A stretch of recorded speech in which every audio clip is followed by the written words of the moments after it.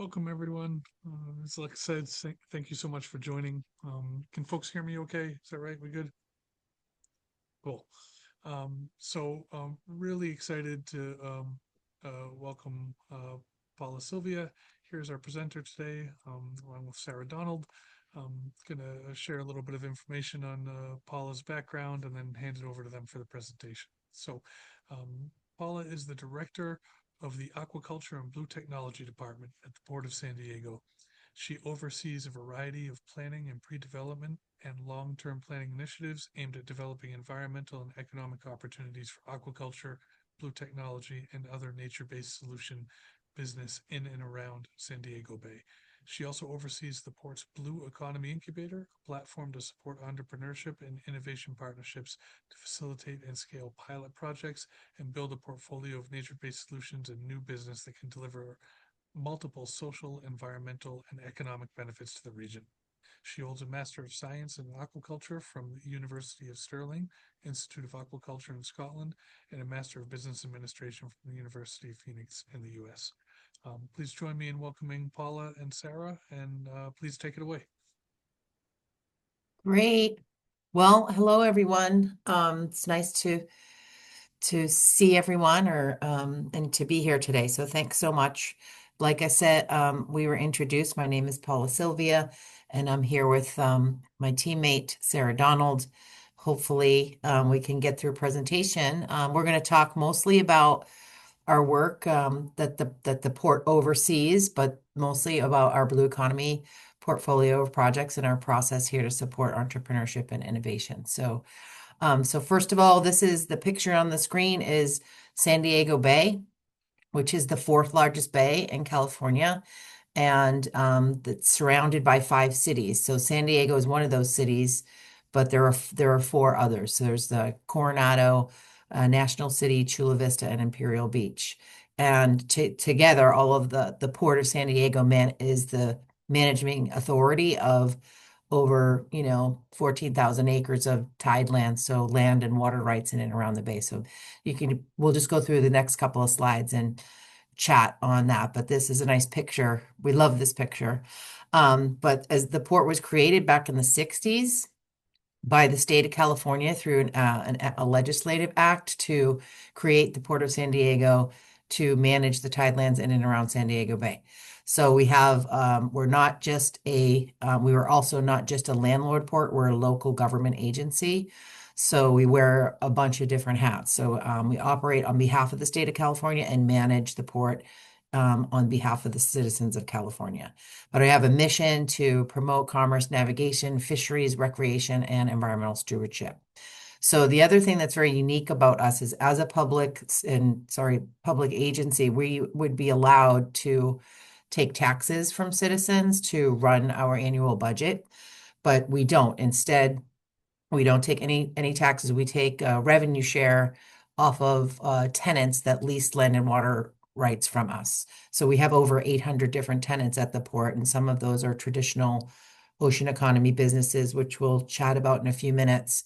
But there's also, hotels, restaurants, tourism, cruise ships, things like that. So there's quite a variety, but this becomes important when we talk about how we adapted our business model with tenants to our Blue Economy Incubator program. So we'll talk about that a little bit in a few minutes. Next slide, Sarah. So this is just a bit of a map view of our jurisdiction of about 14,000 acres. So all the area in blue and light blue and dark blue is almost 12,000 acres of land, submerged land. And we have so most of that's inside of San Diego Bay. And then we have a small, 400-acre jurisdiction down south on the Pacific Ocean side of Imperial Beach. And we manage about 34 miles of waterfront. That's about 2/3 of the waterfront here. The other third of the waterfront is managed by one of the largest installations, the largest installation of the U.S. Navy bases, and the country is based also in San Diego Bay. So we work with the Navy routinely on everything from Homeland Security to natural resources management. So it's a really good partnership. Next slide. And then just to kind of cover bringing the Blue Economy Incubator into focus. The port's been like most ports, but our port especially has been, in the ocean economy for a long time with established industries like at the top of the slide. So the cargo and cruise, all the way to commercial and recreational fishing and tourism. But the emerging industries is where the port started to think about getting into that space to back about it's 11 years ago since the port created the aquaculture and blue tech department.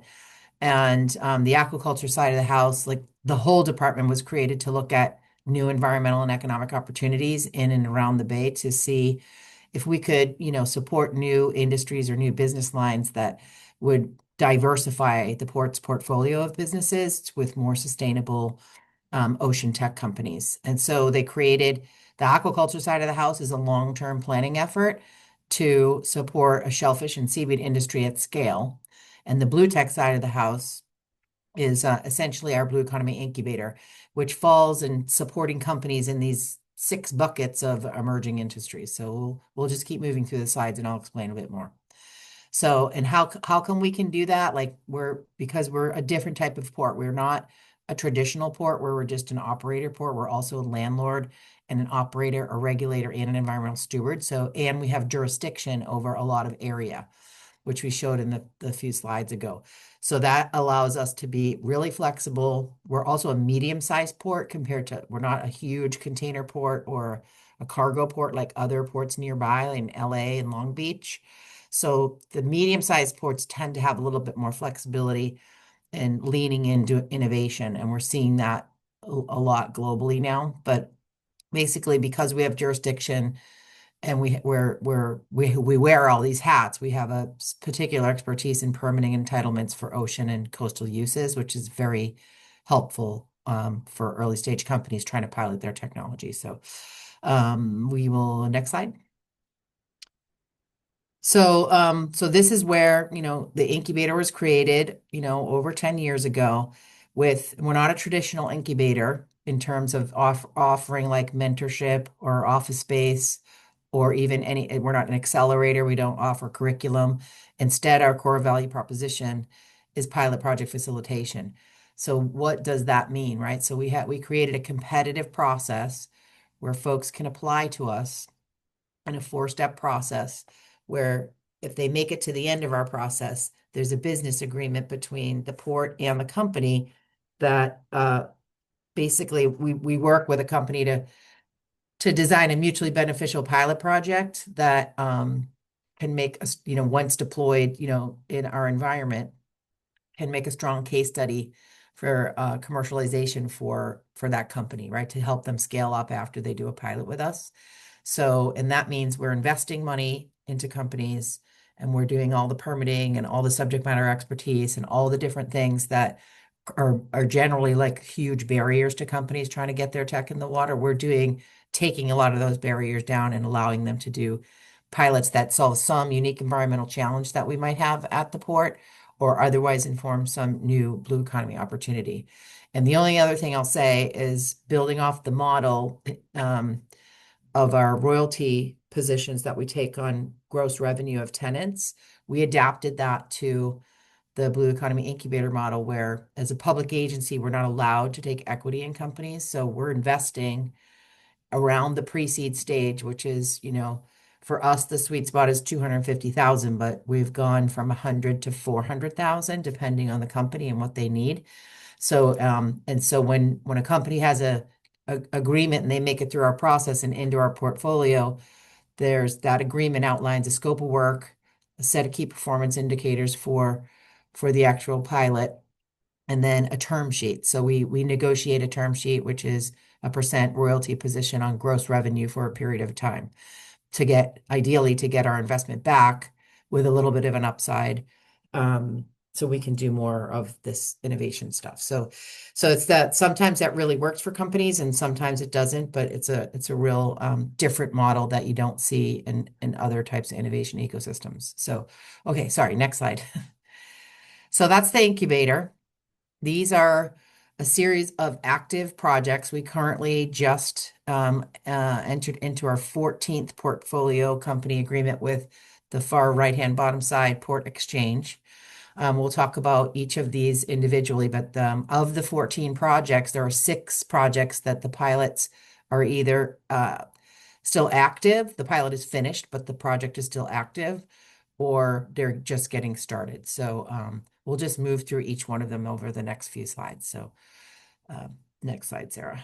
Thank you. Okay, so Sunken Seaweed was one of our very early companies out of Humboldt State University here in California, and established themselves through San Diego State University. But they basically, their pilot was to put a small, very small farm, underwater seaweed farm in San Diego Bay. So the left-hand side of the slide is the buoys where the infrastructure for the farm is below the surface. And then they set up a hatchery at San Diego State University's Marine Lab, which is just 2 miles up the road and also in the bay. And in there, they developed hatchery technologies for 6 different types of seaweeds that are native to San Diego and California, and then tested those seaweeds' growth and survival and all the different things at the farm site. So that was a super successful project, and it went on to get a lot of different types of funding from Department of Energy. As one was interested in the nitrogen and phosphorus capacity of or uptake capacity for a species of seaweed called ulva, which is on the bottom far left of the slide. And so that was just it's a magnet for it's permit ready infrastructure for doing a lot of research now, and the farm is still active doing research with sunken seaweed and San Diego State University.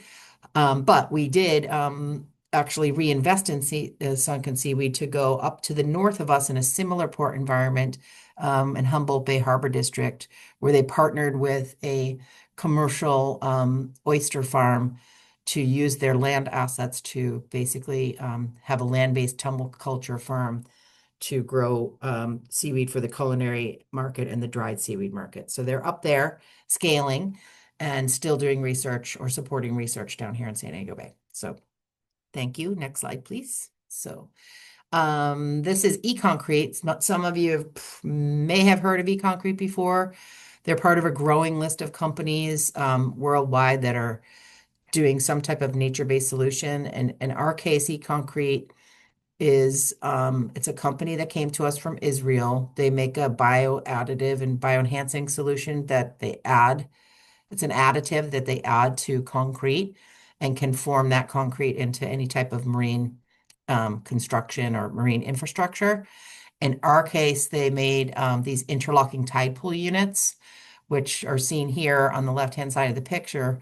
But we replaced a series of riprap so that above in the top part of the picture is rocks and what we call riprap, which lines the majority of the shoreline in San Diego Bay.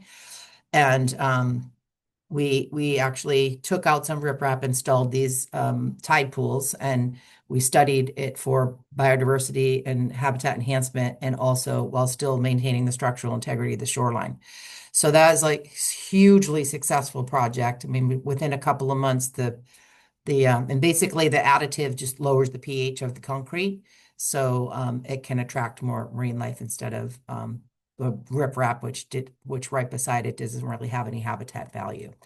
So that's a super successful project. We'll see a few other pictures, but it's still there. It's not going anywhere. The port just approved a $2.9 million expansion that came from federal and state grants to expand along 2 different places along our waterfront. So to put it in perspective, when you look at the amount of area that the current blocks take up, that's 150 linear feet.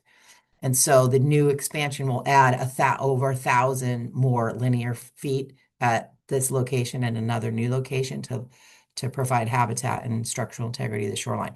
They also won a lot of engineering awards because we learned that the size of the units for our installation were probably too big and could be smaller in future installations. So super successful project. They're actually scaled now in over 13 or 14 countries with over 50 projects. So it's one of our best examples of their pilot, not just because of us, but as part of the exposure that companies get um, was able to scale more easily after their proof of concept was done here. So next slide.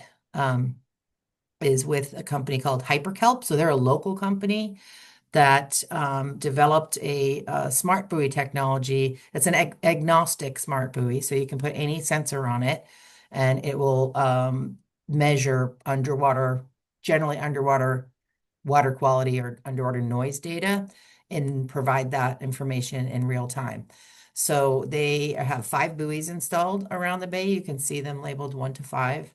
And many of them are collecting water quality data that's informing our aquaculture planning efforts. And then are otherwise the environmental programs here at the port. So there's normal stuff like oxygen and pH and chlorophyll A, but there's also underwater noise and some other special sensors that we have on there. So that company has it's currently in the pilot phase, and so it's working through some kinks right now, but it's planned to go for another 2 years. So next slide. This is a different company. This company, the next several companies have come to us from Canada through British Columbia, but this one is a different type of smart buoy sensor where you can put the technology, which is in the middle, it's a sensor technology, can be placed on any buoy and make it a smart buoy. So the left-hand side picture is their own buoys, where this technology measures, above water information. So wind, wake, and wave data, and also 360-degree camera for monitoring. So their focus is their pilot is 5 of their own buoys in 5 different locations in the bay, and then 5 putting their buoys, I'm sorry, their sensor technology on Coast Guard aids to navigation buoys that are also in the bay. So that's the next step for them in their pilot and providing all that information in real time. So super great technology, super good for our coastal resilience planning and for security applications here. So next slide. VoltSafe came into our portfolio last August, also a British Columbian company, where they created basically a plug-in technology to replace the 3-pronged charging technology for boats to use at marinas and boat slips with a magnetic prong. So it improves lots of different types of safety options for boats and marinas and boats themselves. And it comes with, so that's the hardware, and it comes with a software, a marina management software that the marina manager can see the energy uses of every boat that's using this tech, but the individual boat owner can also understand its energy usage. So they're installing them at several different marinas in San Diego Bay, and their project is ongoing, and they still have other installations, but super successful so far, and the marina managers are very happy with it. So we have to put that in context, we have over 8,000 recreational boats that are in some dozens of our marinas here. So it's a huge industry to tap into through our tenants. All right, next slide. Lux Bio is also a company from our British Columbian ecosystem, and they developed a bioluminescent solution for light sticks. So you're probably all familiar with light sticks, and you crack them and it creates a light. That's just generally the light comes from chemiluminescence, so chemicals that are actually really toxic chemicals, and the container that they're in, or the light stick that they're in, is non-biodegradable, and they're used worldwide in everything from diving and security operations to recreational activities to commercial fishing and lots of different applications. So the company harvested naturally occurring enzymes from ocean bioluminescence and manufactured them in the lab and created a biodegradable light stick or encasing for their product to test in our environment. So they're going to test it with commercial fishermen. We have nighttime events that we manage at the port that we're going to test them in. And also the port also has our own harbor police department, which works with the Coast Guard and the Navy on Homeland Security. So we're going to test that with for rescue and safety operations that we manage here all the time too. So that pilot is just getting underway, so more to come. but super good technology, and we're super excited about it. Next up. And the last company that was just approved by our board this past Tuesday, sorry, in June. So what is a company called Port Exchange. They come to us from Rotterdam, and they have a system to basically help us measure and track emissions from all different types of sources, whether it's ships or railways or cars and things like that. And so we have a strategy at the port called the Maritime Clean Air Strategy, which is a commitment that we made several years ago to support all different types of ways to reduce our emissions and to meet mandates in California, but also our own mandates that the port set. So at the moment, our focus is mostly on electrifying all the links in the chain that the port uses. So from electric tugboats and cranes to plug-in shore power for ships when they get here to all different types of things. So and we have to track that manually through our tenants and through folks that visit the port. So this software is meant to make that more efficient and help us with our reporting needs from time to time. So they're just entered into the portfolio, and they're going to start their work next week. So next slide, please. And then this culminates into this just came out. Every year we do we do a Blue Economy Incubator highlights report, which describes, what the incubator is, what the process of applying to the incubator is, and then a highlight on all the different either partnerships or projects that are in the pipeline or active pilots. So that's actually I don't know, Sarah, if it's released yet. If it's not released yet, it will be this week, and it should be updated on our website and easy to find if anybody's interested in that. And next slide. Oh, we wanted to talk a little bit in case it was interesting to folks on the line.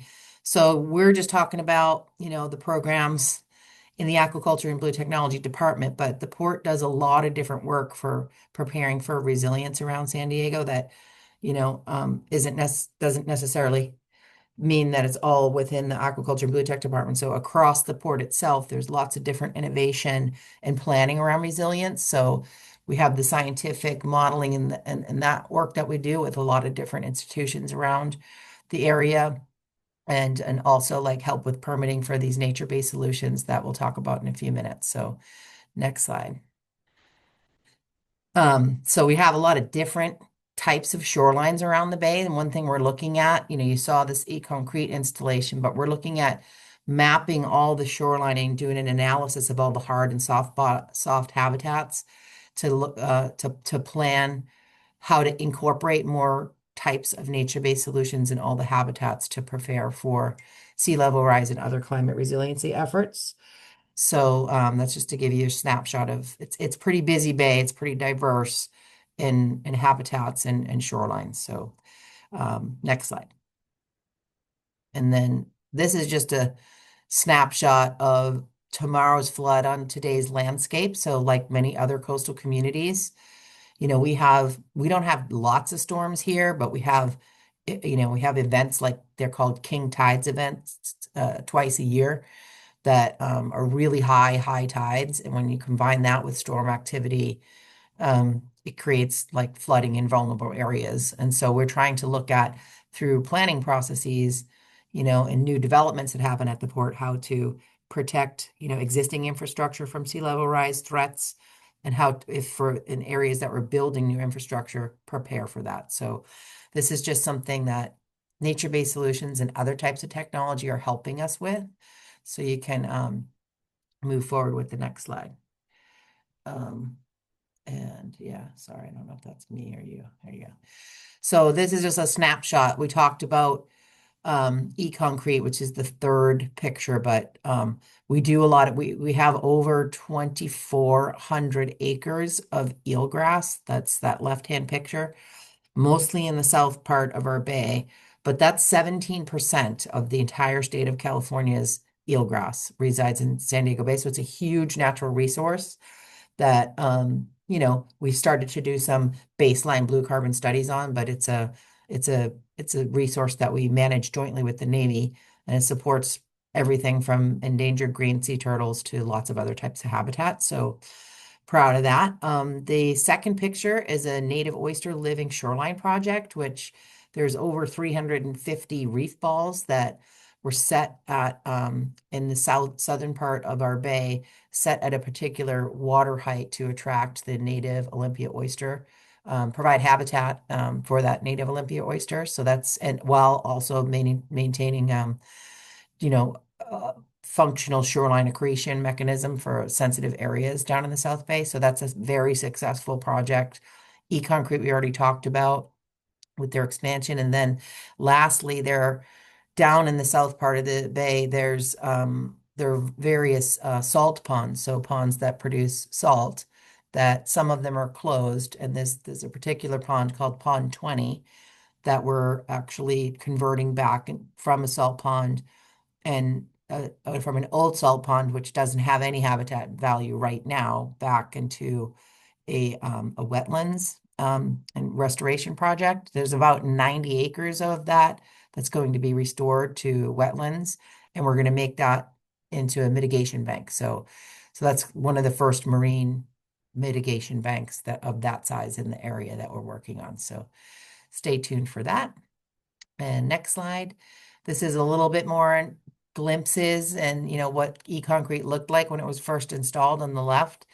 And the base, the intertidal and then the submerged rows after, a 2-year pilot project. So it's super, super productive and it's loaded with all different kinds of species, um, especially native oysters and mussels. But anytime you go there, there's different habitats, and just like you would see in other tide pools in the Southern California area. And I think that might be close to, here's the living shoreline, a little bit of a different, construction. It was concrete it wasn't e-concrete material, but concrete mixed with oyster shells. The oyster shells are the main attractant for oyster spat to lay on. So it's super, super successful. Next slide. And then just a little bit more on, I was chatting about for the eelgrass. 17% of all the eelgrass in the state, but 50% of all eelgrass in Southern California. So super important resource that we manage. And I think there should be one more slide after this. We can't do any of this. Every time we show this slide, it needs to be updated. And so even since last week, we have loads and loads of partnerships that we managed with universities, with an amazing growing blue economy global ecosystem through Thousand Ocean Startups and the Port Innovators Network. There's lots of different partners that work with us to ideally bring pipeline of companies best in class for us to test in San Diego, but then also apply that across various port environments. So that's it. And thank you so much for your time, and happy to answer any questions. Paula, thank you so much. That was absolutely fantastic. And from the nature-based approaches work to the blue tech to how essential partnerships are. I mean, just I think a ton of this really resonates with us and with our team and the sort of members of our community that are joining here today. A couple of things that really jumped out at me. I mean, 17% of the state of California's eelgrass is in San Diego Bay. That's incredible. It is incredible. So, I mean, we monitor it we monitor it all the time, but we do surveys every 3 years to make sure, that and it doesn't, it expands and contracts over time depending on, climate conditions, but it's a very important resource and we're very on top of it, and especially, um, from a sea level rise perspective, because it only grows in certain depths. So like for future, the eelgrass beds of the future might not look the same. So we're trying to create opportunities for supporting that. Super cool. Yeah. Well, if folks would raise their hands for questions, like Darcy, thank you, Darcy. You're first up there. Please feel free to raise your hands or drop questions in the chat if you'd prefer it that way. But Darcy. How you So doing? Hey yeah, Paula, that was a great presentation. Thanks so Oh, much. I'm just always so amazed by the breadth of the work that you've done. One of the things that jumped out that's of relevance to us, many things are, but when you mentioned the streamlined permitting, so that's mm, something we've been working on with various agencies here in Massachusetts. But could you talk briefly about that?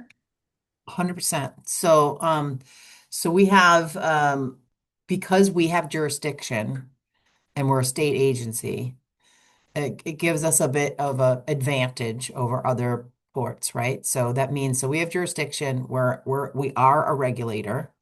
And so you can have relationships regulator to regulator. And then our long-term port plans, we have a port master plan. We have lots of different long-term planning efforts that have already gone through the sort of pre-permitting and agency approval for us to be able to issue our own permits to do things. So now aquaculture and blue tech is, as an example, was never a land or a water use approved in our port master plan. But the port master plan, which is almost 60 years old, has been being updated for the last 10 years. And that is included now, right? And then when the long-term planning effort for shellfish and seaweed is finished and incorporated into our master plan, that helps with streamlining permitting, right? So because we have the jurisdiction, we can create these environmental documents that are approved by the regulatory agencies that essentially cover most activities, right? So, and then we also, as an agency, in some cases, you can't do this as a regular layperson, but as a regulatory agency to regulatory agency, there's frequently agreements where, in our case, we work closely and have funding that goes to our Army Corps of Engineers for them to expedite permits for, you know, things that we do in the Bay, everything from development to our pilot projects, as an example. So that's kind of like maybe not exactly what you were looking for, Darcy, but that's the difference that helps us here is that exposure, and we also to the regulatory agencies and our understanding of what it will take to permit stuff. And we only have 14 companies in our portfolio for a couple of reasons. One is, we were learning in the beginning of the program, which is only 10 years old. Then like nine of the 14 companies were in the portfolio before COVID. And then COVID happened. We didn't do any investing during COVID or post-COVID until a couple of years ago. So we're improving our models. We're trying to be more efficient, but there's a ton of companies that we see that have excellent proposals and excellent business plans. But if we can't facilitate a pilot project, and sometimes it's because we can't permit it, but there's sometimes other reasons, then a company doesn't go through our incubator. So we know that that's an issue that we're working on to try to be able to, support companies by other pathways. But if you don't make the incubator, is there other pathways we can still, work to help folks on? So hopefully that's helpful. thanks so Thanks. much, Paula. I don't see another question, so could I just jump in with one more? What Go about for it, workforce Darcy. development? Sorry, I have a lot of questions, but what about workforce development? That's something that we also think about with at UMass and working with some of our entities. You didn't really mention that. Yeah, so there's a lot of organizations around us that um, really dive into workforce development. We have our own workforce development coordinator, focused most on the work that we do in the division that I'm in, but across the port, we support a- graduates like from there's different programs. California Sea Grant is one where we're providing fellowship opportunities for folks postgraduate school and support fellows for a year at a time through that program. We also have a couple of other types of fellowship programs that aren't ocean based, but civic based mostly. So we do a really good job at that level and up, but it's hard for us to work below the high school level. So our new coordinator is working on that, and then we partner or we support other organizations, nonprofits that,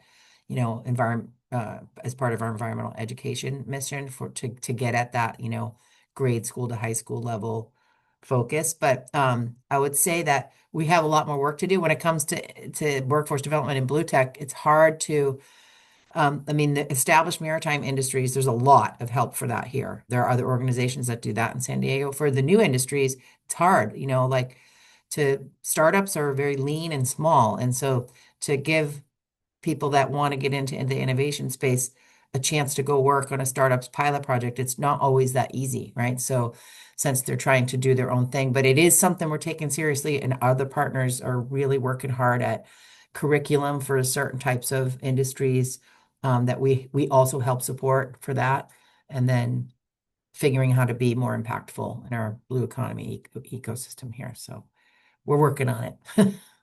That's helpful.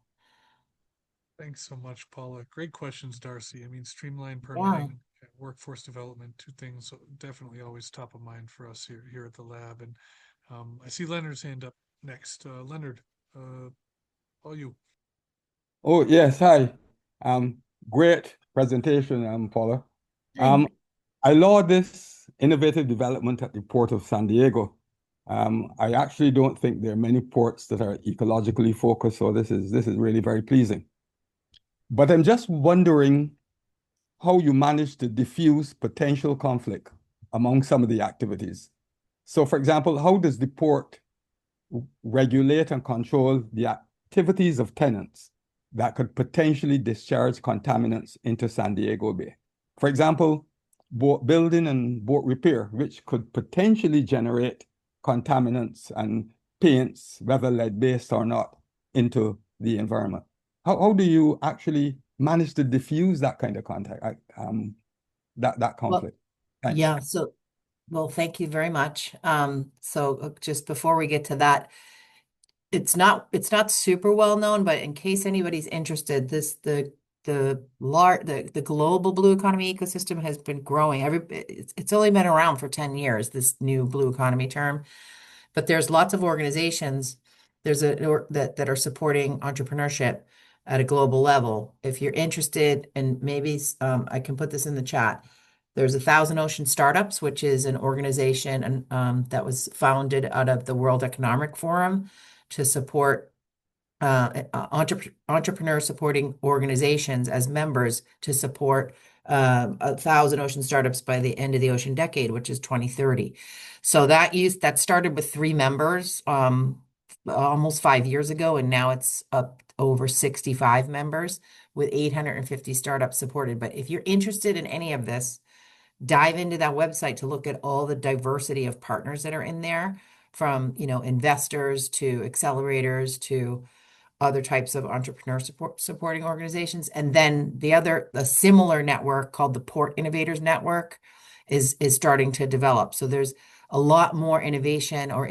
There's a lot of hubs and innovation hubs that are at ports. Our model is unique because we're run by a port, but there's a lot of that happening around the globe. So it's great, and we're part of all of them and other port networks. So we're happy that we have something unique, but we're hopefully helping to support other port innovation around the world. So there's that. As far as how we manage tenants, every tenant goes through our real estate department. If there are environmental related things that's monitored and regulated by our environmental protection department, which works at the port to manage all discharge and environmental protection areas. So we take it seriously. It's part of people's permits and compliance. And if they become out of compliance, then they have citations for that. So, and as far as managing conflict, depending on what the use is, there's an enormous amount of stakeholder engagement. We have 5 member cities, and our board is made up of there are city councils in each of the cities, and they have basically elected city council members that become our board of port commissioners that really helps direct us with the work that we do, but also the stakeholder management. So it's a lot, and there isn't like this long-term aquaculture planning effort that we're working on is a good example. It's been 10 years to get to the point of putting out information to the public and getting stakeholder feedback. 10 years of planning and pre-development work to get into a process where we work really close with stakeholders to understand, use conflict. And so, and there's a lot. There isn't any area of water or land that doesn't have a use conflict in San Diego. So we have to take it seriously or we wouldn't be able to operate. So hopefully that's helpful. Great question, Leonard, and great insights, Paula. I really appreciate that. I saw Wayne's question in the chat go up and then Rita's hand go up. So I'll read Wayne's question from the chat, which is, was a federal or state grant awarded for the Eco Concrete expansion project, and was a positive benefit cost analysis part of the reason for the grant award? So there's two different grants. One was, they don't really, they used to be called earmark grants from the National Ocean, from NOAA, but they call them community grants now. So that we got a grant several years ago to expand e-concrete. It was $1 million grant to expand e-concrete along the shoreline where we have it existing. And then later there was a city grant that came from it's called the Supplemental Environmental Program. So it's the city of San Diego had funding that they wanted to apply towards this type of solution to create more habitat and protect the shorelines. So all of that comes with monitoring. During a pilot or post installation, we do a lot of different types of monitoring across the bay. If that's helpful. I don't know if you need more information than that. Thanks so much, Paula. And we'll go to Rita. Hi, Paula. Hi. I am actually really fascinated by just the diversity of the companies that the port works with. And I'm just curious, because they're all so different, how does the port define success? That's my first question. And my second question would be, how do you work with these companies to set realistic goals and reasonable timeline to, sort of evaluate that success? Yeah, it's a great question. So we have a process that it's truthfully too long, and we're trying to make it better. But essentially what happens is, companies, contact us or are introduced to us, or we find them, and we start conversations and we say, hey, here's my tech. Is this meaningful to your port? Right. So, and then we have access across all, like, we're just two people in a 5-person department, me and Sarah, but there's 600 people that work across the port, and they're all different, from the sustainability and our climate sustainability teams, our maritime ops, our real estate ops, our harbor police department. Like, it's an enormous amount of subject matter expertise. In our division, we're one of 6 teams. The other teams are environmental conservation, environmental protection, climate and sustainability, and 2 long-term planning teams, one for environment, one for development services. So new tenants coming in. So we have an amazing amount of expertise. So we say, hey, subject matter experts in our ecosystem, are they there with this company, and would we be able to design a mutually, like, it's literally, we're trying to determine if we can design a mutually beneficial project that helps the port but also helps the company scale.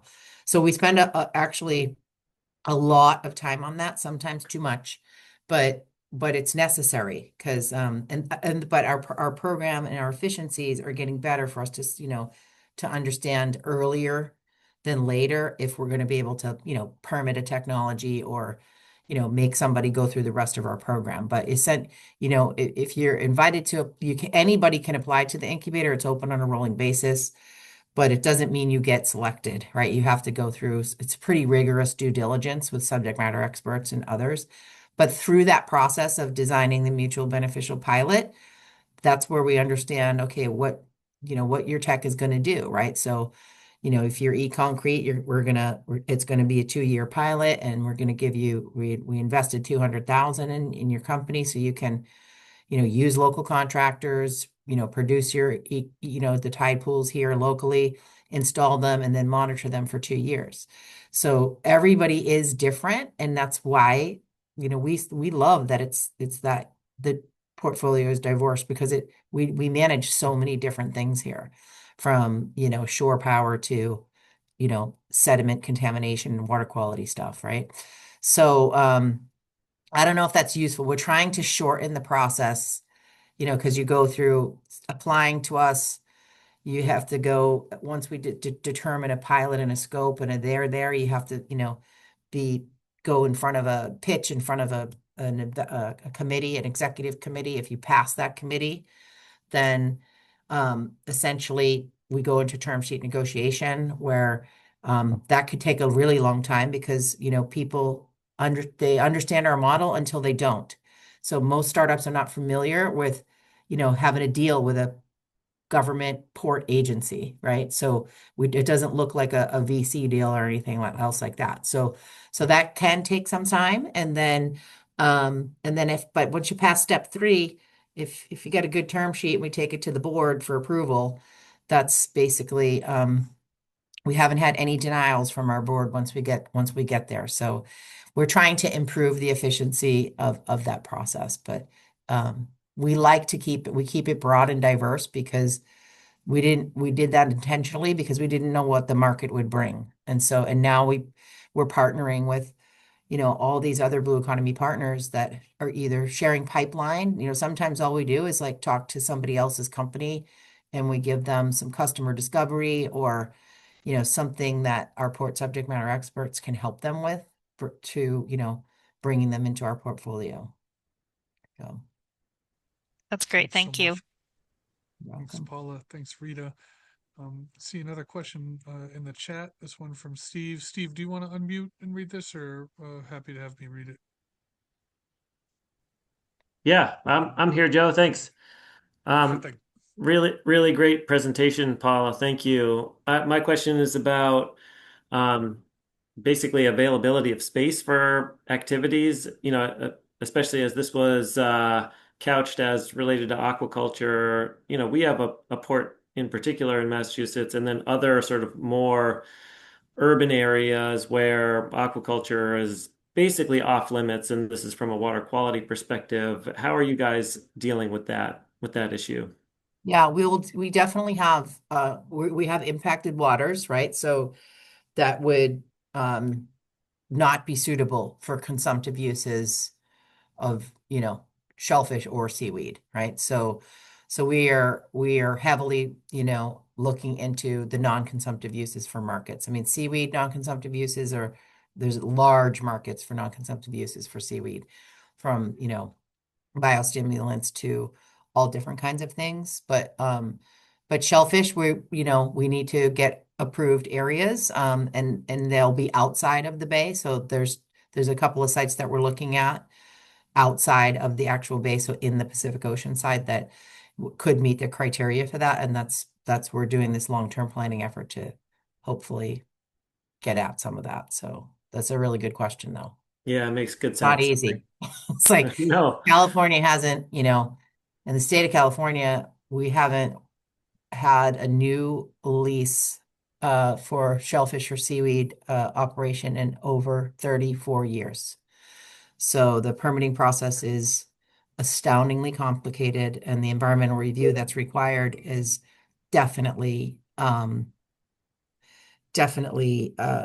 too cost prohibitive for applicants. So the barrier to entry is huge. And so that's what we're trying to do by doing a programmatic environmental impact review, to take that barrier down. And then ideally, if that ever gets passed and everything, and there's a lot of stakeholder use conflict there too, that would spit out some areas that we have jurisdiction, and we can issue permits to future operators. So that's what we're trying to get at. But part of that is also helping companies sort through those complicated permits that you need, to harvest shellfish, for one, for human consumption. There aren't even any rules for seaweed yet, so those are coming. But seaweed has many other non-consumptive markets. So yeah, great question. Yeah, appreciate it. Thank you. Steve, thanks, Paula. I think we have time for 2 more questions if folks have them. If not, we can wrap a little early, going once and twice. All right, I think we're good. And Sarah, thank you for such a great presentation. Really, really Yes. appreciate. Learned a ton. And yeah, thank you for joining. I Great. think we're going to give a short preview of our next seminar as well. Ooh, coastal storm risk. That's good. Yes. So We August care about 20th. that. I'm sure. Yeah. So Yeah. August 20th at 2 p.m. We'll be joined by Kate Rosa from the city of Boston to talk about the soon to be released U.S. Army Corps of Engineers Coastal Storm Risk Management Feasibility Study. So please join us there. Please join us then, and please join me in thank youing Paula and Sarah again. So thanks so much, and everyone have a good afternoon. Thanks, everybody. Have a wonderful week. Bye.